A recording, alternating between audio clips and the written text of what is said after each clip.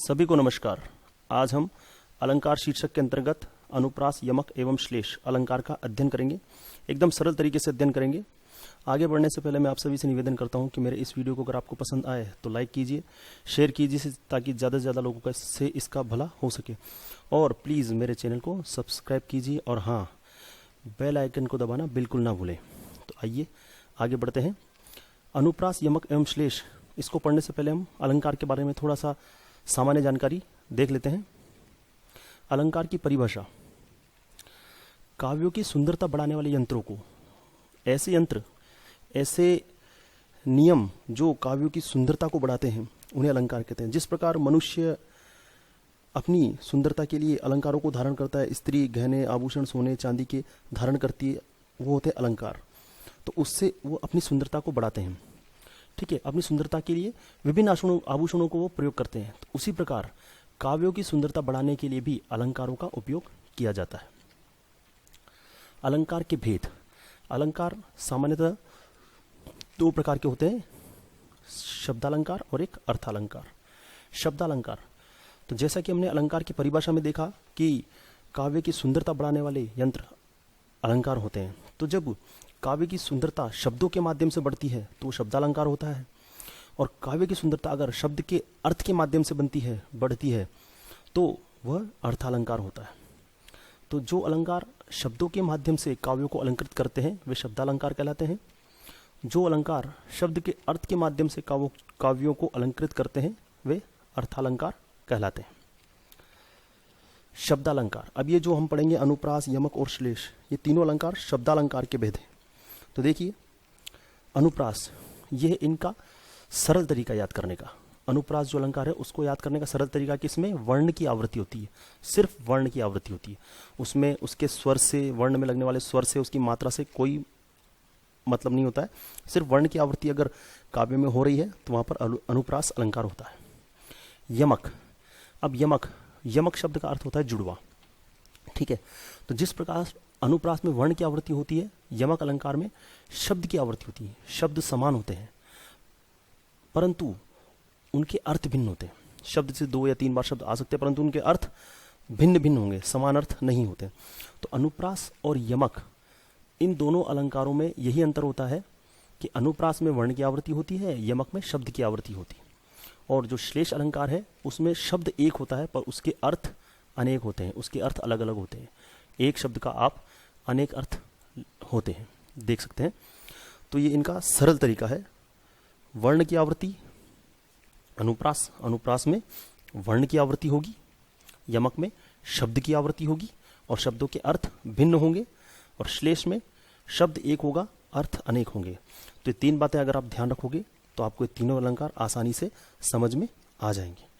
ठीक है, क्या ध्यान रखना है आपको? अनुप्रास वर्ण की आवृत्ति, यमक शब्द की आवृत्ति, अर्थ भिन्न, श्लेष अलंकार शब्द एक, अर्थ अनेक। अब इनका विस्तृत अध्ययन करते हैं। सर्वप्रथम अनुप्रास अलंकार।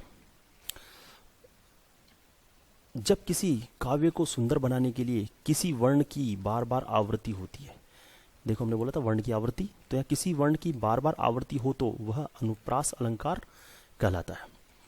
जैसे उदाहरण देखते हैं।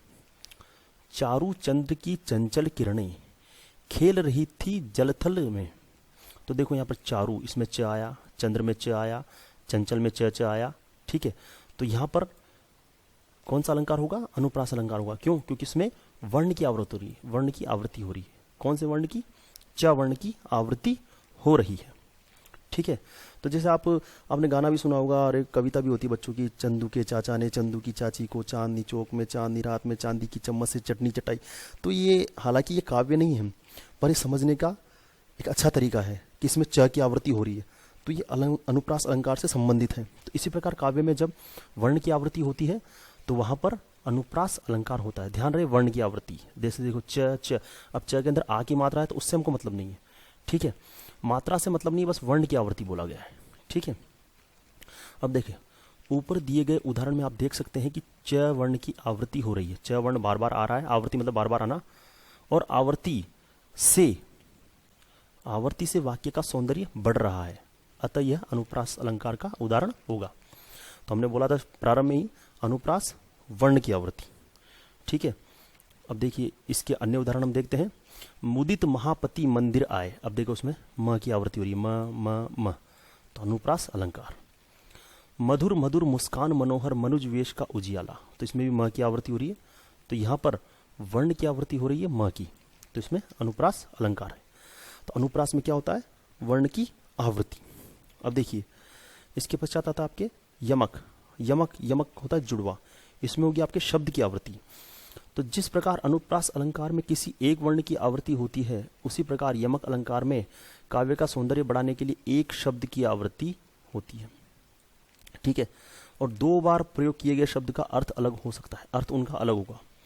शब्दों की आवृत्ति होगी पर उसका अर्थ अलग अलग होगा।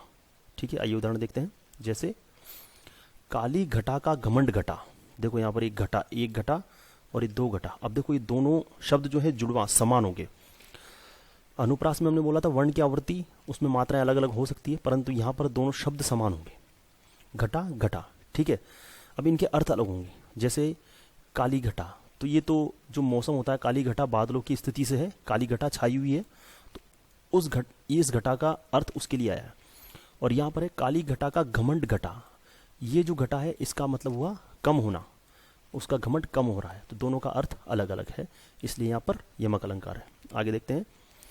यहाँ घटा शब्द की आवृत्ति भिन्न भिन्न अर्थ में हुई है। ये घटा जो शब्द है इसकी आवृत्ति भिन्न भिन्न अर्थ में हुई है। पहले घटा शब्द वर्षा काल में उड़ने वाली मेघमाला, जो वर्षा के समय जो मेघमाला, मेघों की पंक्तियां, बादलों की जो पंक्तियां होती काली काली, उनके लिए अर्थ में प्रयुक्त हुआ है। और दूसरी बार घटा का अर्थ है कम हुआ, कम होना। अतः यहाँ पर कौन सा अलंकार है, यहाँ पर यमक अलंकार है। समझ गए आप। जब वर्ण की आवृत्ति होती है तो अनुप्रास, शब्द की आवृत्ति अर्थ अनेक, शब्द की आवृत्ति अर्थ भिन्न, यमक अलंकार। इसके हम अन्य उदाहरण देखते हैं। कनक कनक ते, अब देखो ये कनक और ये कनक, शब्द की आवृत्ति हो चुकी है ना। ते सो गुनी मादकता अधिकाय, या खाए बोरात नर या पाए बोराय। देखो बोला कनक, अब इसमें दो कनक है, एक कनक दूसरा कनक। तो इसमें पहला जो कनक है उसका अर्थ है सोना, और दूसरा जो कनक है उसका अर्थ है धतूरा। धतूरा खाने से नशा हो जाता है। ठीक है, तो इसमें कवि बोलना चाह रहा है कि कनक, ये जो सोना है इसकी मादकता, मादकता मतलब नशा, इस सोने का नशा इस धतूरे से भी अधिक होता है। कितना अधिक होता है, 100 गुना अधिक होता है। ठीक है, कि सोने की मादकता, सोने का नशा, सोना गोल्ड, सोने का नशा धतूरा इससे भी अधिक होता है। क्यों? क्योंकि धतूरा खाने से तो या खाए बोरात नर, धतूरा खाने से मनुष्य पागल हो जाता है, नशे में हो जाता है, परंतु सोने को तो पाकर ही पागल हो जाता है। या पाए बोरा है, सोने को तो पाकर ही मनुष्य पागल हो जाता है। तो किसमें नशा अधिक हुआ, धतूरे में या सोने में? सोने में, क्योंकि धतूरे को तो खाने पर नशा होगा, परंतु यहाँ तो सोना प्राप्त करते ही नशा हो जाएगा। ठीक है, तो यहाँ पर एक कनक और कनक, इसकी आवृत्ति हुई है, दोनों का अर्थ अलग अलग है। पहले कनक का अर्थ है सोना, दूसरे कनक का अर्थ है धतूरा। एक और इसका उदाहरण देखिए आप। 3 बेर खाती थी वह 3 बेर खाती है। ठीक है, तो यहाँ पर ये जो बेर शब्द है इसकी आवृत्ति हो रही, 3 की भी हालांकि आवृत्ति हो रही है, मगर 3 का तात्पर्य दोनों में सेम ही है, 3 ही है, तो इसमें यमक से इसका कोई लेना देना नहीं है। परंतु बेर की आवृत्ति जो ये बेर और ये बेर, इसमें तीनों का अलग अलग अर्थ है। ठीक है, क्या है देखते हैं। पहला जो बेर है उसमें 3 बार खाने, मतलब टाइमिंग की ओर संकेत किया गया है कि 3 बार खाती थी, 3 बार, इसका मतलब हुआ टाइमिंग के लिए 3 बार खाती थी। पहले वह 3 बार खाती थी, परंतु अब वह बेर, 3 पल जो बेर होते हैं उसकी तरफ संकेत है कि पहले वह 3 बार खाती थी परंतु अब वो 3 बेर खाती है।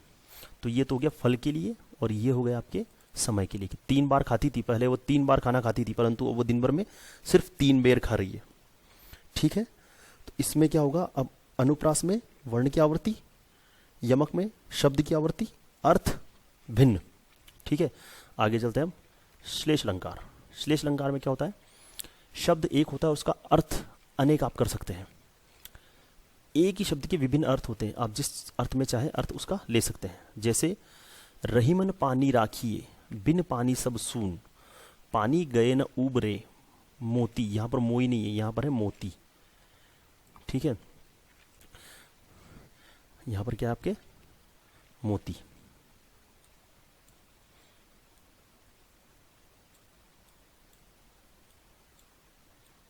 मो, और ये ती।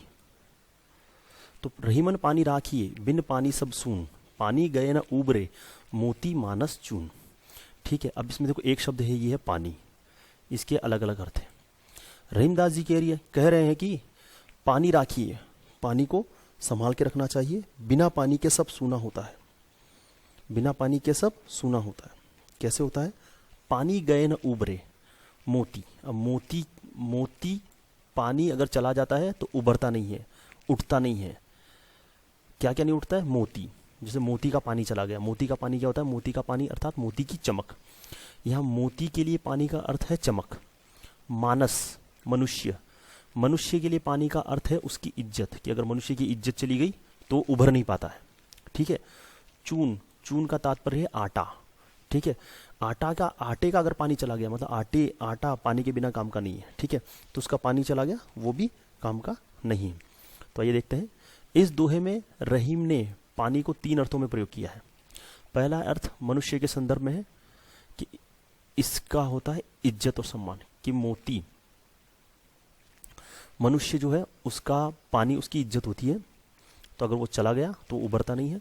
दूसरे अर्थ में आभा, तेज चमक, जिसके बिना मोती का कोई मूल्य नहीं। तो ये जो मोती है, मोती का पानी मतलब मोती की चमक, अगर मोती की चमक चली गई तो वो किसी काम का नहीं है।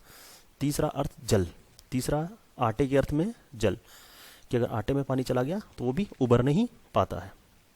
आगे बढ़ते हैं, इसके अन्य उदाहरण देखते हैं। जे रहीम गति दीप की, कुल कपूत गति सोए, बारे उजियारो करे, बड़े अंधेरो होए। देखिए इसमें जो बड़े शब्द है, ये बड़े, इसको आप 2 अर्थों में प्रयोग ले सकते हैं। पहले तो हम दीपक के अर्थ में लेते हैं। ठीक है, कि दीपक की जो गति होती है, दीपक का जो जलना होता है, वह कुल के कपूत की गति भी वैसी होती है। ठीक है, बारे उजियारो करो, दीपक जो है बाहर उजाला करता है। ठीक है, दीपक क्या करता है? उजाला करता है, परंतु बड़े अंधेरों हुए, बड़े मतलब दीपक का बढ़ जाना, मतलब दीपक का बुझ जाना। तो जब दीपक बड़े हो जाता है, मतलब दीपक बुझ जाता है, तो क्या होता है? अंधेरा होता है। ठीक है, अब बड़े का दूसरे अर्थ में क्या तात्पर्य है? कपूत के अर्थ में, कि कपूत क्या है? कपूत जब पैदा होता है, छोटा होता है, तो घर का नाम रोशन करता है, उजियारा होता है, घर में खुशियां लहलाती है, खुशियां चहचहाती है, घर में प्रसन्नता आती है, सारे लोग खुश होते हैं। परंतु जब वो बड़ा होता है, जब वह कुपुत्र बड़ा होता है, उसकी उम्र बड़ी हो जाती है, तो वह बुरी आदतों में पड़ जाता है, व्यसन में पड़ जाता है, तो वह कुल का नाम खराब करता है, तो कुल में अंधेरा छा जाता है। तो यही है तीनों अलंकार। पहले अलंकार में वर्ण की आवृत्ति, अनुप्रास वर्ण की आवृत्ति, यमक शब्द की आवृत्ति, अर्थ अलग, और श्लेष में शब्द एक, अर्थ अनेक। इसमें याद रखने वाले बातें ये तीनों ही हैं जो अभी मैंने बोली है। अनुप्रास वर्ण की आवृत्ति, यमक शब्द की आवृत्ति, अर्थ भिन्न, श्लेष अलंकार शब्द एक, अर्थ अनेक। आशा करता हूँ मेरा ये वीडियो आपको बहुत पसंद आया होगा। आपको अगर इस वीडियो में कोई कमी लगती है तो आप कमेंट सेक्शन में जाके उसको लिख सकते हैं। मैं अपनी कमी अगले वीडियो में ना दोहराऊं, ऐसा प्रयास करूंगा। आज के लिए बस इतना ही। धन्यवाद। आपका दिन मंगलमय हो।